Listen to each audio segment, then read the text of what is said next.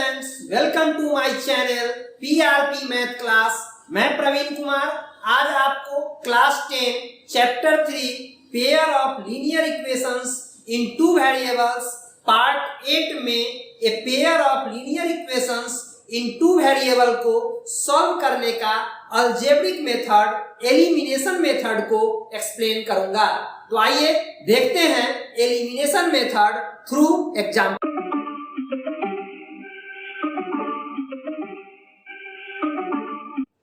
आज आप लोगों को ए pair of linear equation in two variable को सॉल्व करने का एक मेथड है एलिमिनेशन मेथड। तो आज आप लोगों को एलिमिनेशन मेथड से ए pair of linear equation in two variable को सॉल्व करना सिखाते हैं। तो एलिमिनेशन मेथड को समझने के लिए एक एग्जाम्पल लेते हैं और एग्जाम्पल में वर्ड प्रॉब्लम लेते हैं, क्योंकि बच्चों का हमेशा से डिमांड रहता है कि सर वर्ड प्रॉब्लम एक्सप्लेन कर दीजिए, वर्ड प्रॉब्लम नहीं समझ में आता है। तो चलिए इस मेथड से आज आपको वर्ड प्रॉब्लम ही एक्सप्लेन करते हैं। इसका एग्जाम्पल 11 है, एक वर्ड प्रॉब्लम। तो देखिए एग्जाम्पल 11, इसको एलिमिनेशन मेथड से सॉल्व करते हैं। The ratio of incomes of two person is 9:7 means दो पर्सन के इनकम का रेशियो है 9:7 and the ratio of their expenditure is 4:3 और उनके खर्च का रेशियो है 4:3।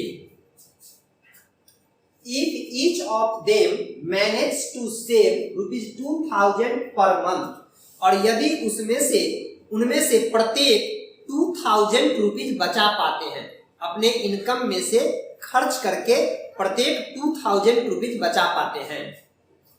फाइंड देयर मंथली इनकम्स, तो उनका मंथली इनकम बताना है, फाइंड करना है। तो देखिए कैसे एलिमिनेशन मेथड से इस क्वेश्चन को सॉल्व करते हैं।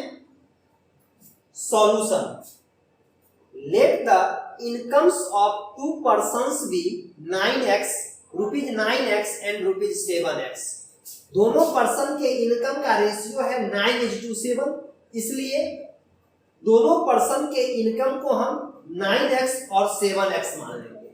And there expenditure be ₹4y and 3y और उनके खर्च का रेशियो है 4:3, इसलिए उनके खर्च का रेशियो 4y और 3y मान लेते हैं। ठीक है। अकॉर्डिंग टू क्वेश्चन, इन दोनों में से प्रत्येक का सेविंग है 2000 रुपीज। तो सेविंग का फॉर्मूला होता है इनकम माइनस एक्सपेंडिचर। तो फर्स्ट पर्सन का इनकम है 9x और एक्सपेंडिचर है 4y, तो income minus expenditure equal to saving.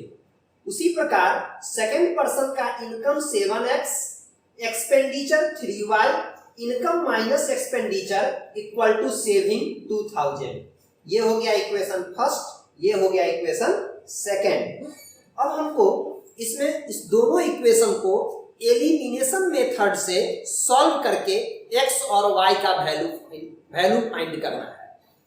तो एलिमिनेशन का मतलब ही होता है एलिमिनेट करना। एलिमिनेट करने का मतलब होता है रिमूव करना। तो इसका कंसेप्ट ये है कि हम दोनों इक्वेशन में से कोई एक वेरिएबल को x या y दोनों में से किसी एक वेरिएबल को पहले एलिमिनेट कर देते हैं, रिमूव कर देते हैं और उसको linear equation in one variable बना लेते हैं। तो किसी एक वेरिएबल को एलिमिनेट करने के लिए पहले ये देखना होगा कि किस वेरिएबल को एलिमिनेट करना चाहते हैं। या तो हम x को एलिमिनेट कर सकते हैं या y को एलिमिनेट कर सकते हैं। तो यहाँ हम y को एलिमिनेट करना चाहते हैं, तो y को एलिमिनेट करने के लिए किसी वेरिएबल को एलिमिनेट कर सकते हैं। यहाँ हम y को एलिमिनेट करते हैं, तो किसी एक वेरिएबल को एलिमिनेट करने के लिए उसके कोएफिशिएंट को इक्वल करेंगे। तो कोएफिशिएंट को इक्वल करने के लिए एक रूल है।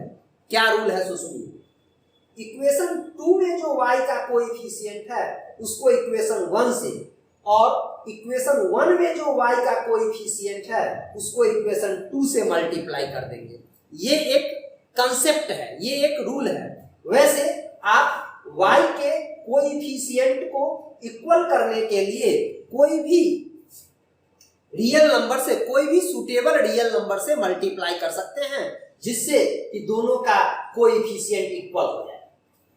अब देखिए, अब 3 से इक्वेशन 1 को मल्टीप्लाई करेंगे तो 3 9 जा 27x माइनस 3 4 जा 12y इक्वल टू 3 2 जा 6000, ये हो गया इक्वेशन 3। फिर 4 इंटू 7x, 4 7 जा 28x माइनस 4 3 जा 12y इक्वल टू 4 2 जा 8000, इसको मान लेंगे इक्वेशन 4। अब हम इक्वेशन 3 और इक्वेशन 4 फाइंड हो गया।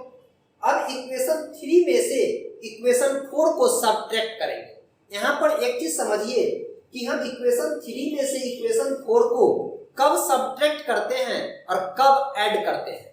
तो जब देखेंगे कि जिस वेरिएबल को एलिमिनेट करना चाहते हैं, जिसका कोएफिशिएंट इक्वल किए हैं, उसका साइन यदि सेम है, सेम मींस यदि दोनों माइनस है या दोनों प्लस है, साइन जब दोनों सेम रहेगा तो ऑन सब्ट्रैक्टिंग होगा, और जब साइन डिफरेंट रहेगा तो ऑन एडिंग होगा। ऐसा क्यों होगा?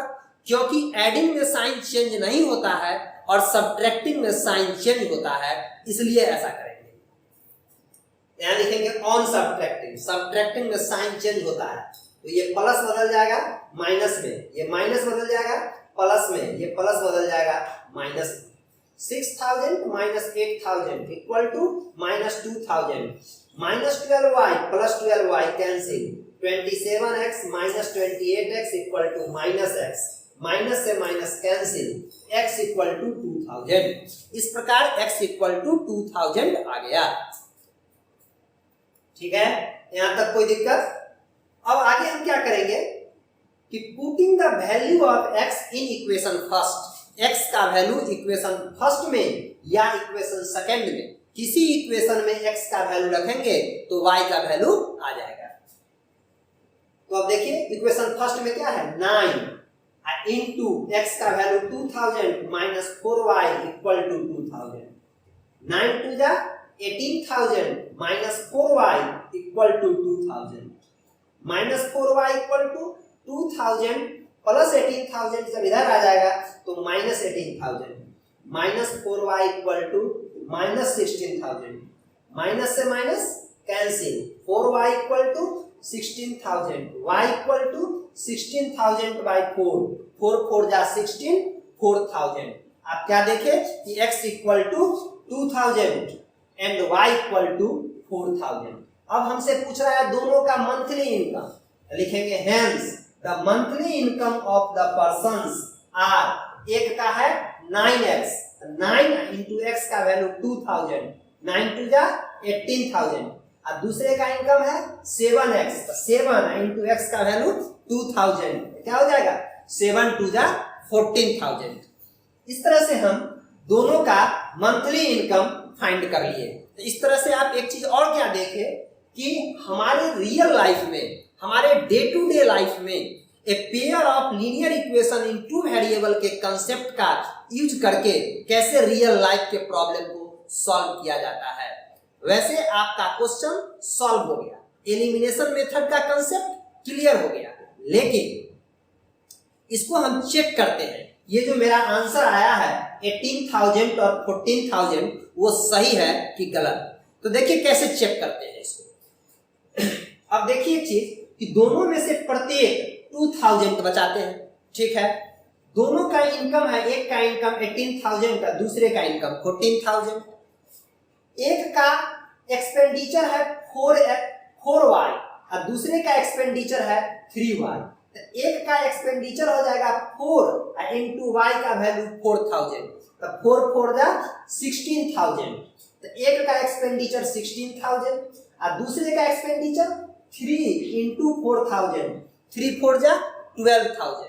अब देखिए कि दोनों कैसे 2000 रुपीज सेव करते हैं। तो एक का इनकम 18000 और एक्सपेंडिचर 16000, तो 18000 माइनस 16000 क्या हो जाएगा, सेविंग 2000।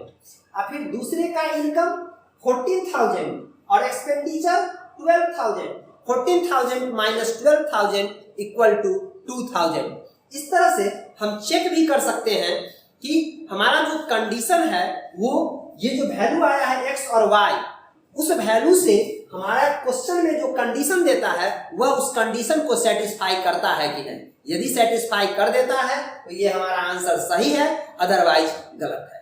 क्लियर? अब हम लोग नेक्स्ट वीडियो में इसी मेथड से रिलेटेड एक्सरसाइज 3.4 को देखेंगे। उसमें जो वर्ड प्रॉब्लम है उसको एक्सप्लेन करेंगे। यदि वीडियो अच्छी लगी हो तो वीडियो को लाइक करें, जिससे मेरा मोटिवेशन बना रहे। यदि आप इस चैनल पे नए हो तो चैनल को सब्सक्राइब करें और वीडियो को ज्यादा से ज्यादा शेयर करें। तो आज के लिए इतना ही। Thank you.